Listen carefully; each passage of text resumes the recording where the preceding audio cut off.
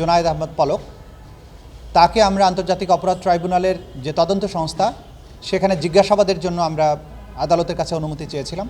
আদালত সেটা মঞ্জুর করেছেন এবং তাকে 18ই ডিসেম্বর তদন্ত সংস্থার অফিসে একদিনের জন্য জিজ্ঞাসাবাদ করার জন্য অনুমতি প্রদান করেছেন।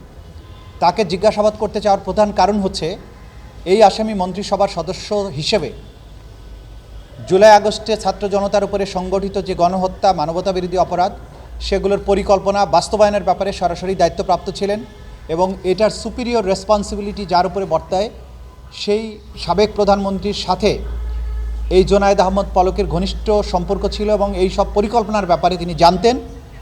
সেই পরিকল্পনার ব্যাপারে বিস্তারিত তথ্য উদ্ঘাটনের জন্য তাকে জিজ্ঞাসাবাদ করা প্রয়োজন।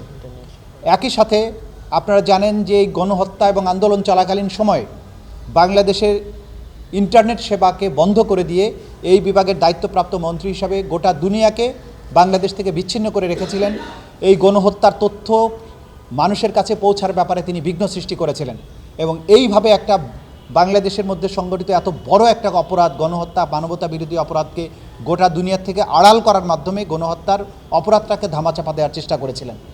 এই ব্যাপারে বিস্তারিত তথ্য উদ্ঘাটনের জন্য তাকে জিজ্ঞাসাবাদ করা দরকার।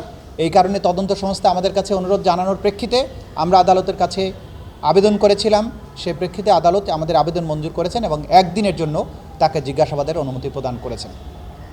দ্বিতীয় যে পিটিশনটা আমরা মুভ করেছি সেটা হচ্ছে যাত্রাবাড়ি থানায় যে গণহত্যাটা হয়েছিল জুলাই আগস্ট বিপ্লবের সময়ে এবং বাংলাদেশের সবচাইতে বড় গণহত্যাটা হয়েছিল যাত্রাবাড়িতে। সেখানে সাধারণ ছাত্রদেরকে আহত অবস্থায় পড়ে থাকার পরেও সেখানে ব্রাশ ফায়ার করে হত্যা করা হয়েছে। প্রায় 4 শতাধিক মানুষকে সেখানে হত্যা করা হয়েছে।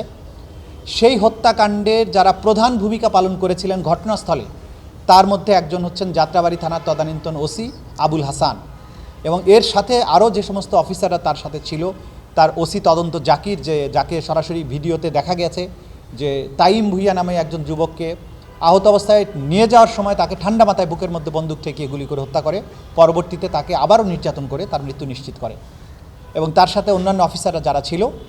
এই ব্যাপারে এই মামলাতে তাদের বিরুদ্ধে আগেই গ্রেপ্তারি পরোয়ানা জারি হয়েছিল।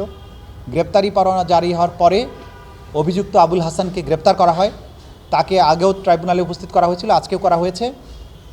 আমরা তাকে জিজ্ঞাসাবাদ করে তথ্য উদ্ঘাটন করতে চাই যে নির্মম হত্যাকাণ্ড বাংলাদেশে তারা ঘটিয়েছেন তার সবচাইতে বড় পার্টটা ছিল যাত্রাবাড়িতে এবং সেখানে সে ওসির দায়িত্বে নিয়োজিত ছিল। কিভাবে, কার নির্দেশে, কোন কোন অফিসারদের মাধ্যমে এই গণহত্যাটা তারা সংগঠন করেছেন, কে এটা নির্দেশদাতা ছিল, কারা কারা সম্পৃক্ত ছিল এবং কেন তারা এরকম নির্মমতার আশ্রয় নিয়েছে, এই বিষয়টি তথ্য উদ্ঘাটনের জন্য। গোলাবারুদ কোথা থেকে এসেছে, কত রাউন্ড গুলি তারা ব্যবহার করেছে, এই সব ব্যাপারে তথ্য উদ্ঘাটনের জন্য আমরা তাকে জিজ্ঞাসাবাদের জন্য অনুমতি চেয়েছি।